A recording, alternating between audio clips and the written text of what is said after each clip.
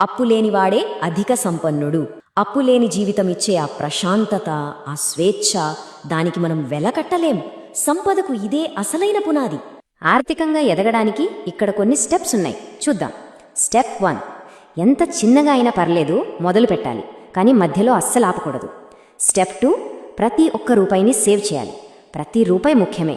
Step 3, తెలివిగా invest చేయాలి, మన డబ్బుని మన కోసం పనిలో పెట్టాలన్నమాట.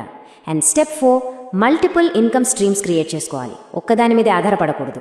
ఒక సరైన ఫైనాన్షియల్ ప్లాన్ లేని జీవితం గాలిలో పెట్టిన దీపం లాంటిది. ఎప్పుడు ఆరిపోతుందో, ఎటు కొట్టుకుపోతుందో తెలీదు.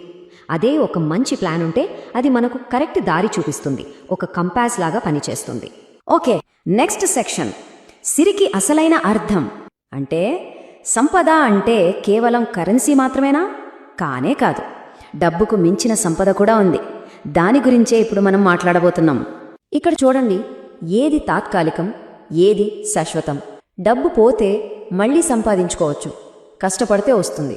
కానీ ఒక్కసారి మన మంచి పేరు పోతే, మన గౌరవం పోతే, దాన్ని మళ్ళీ సంపాదించడం దాదాపు అసాధ్యం. సో అసలైన శాశ్వతమైన ఆస్తి అదే,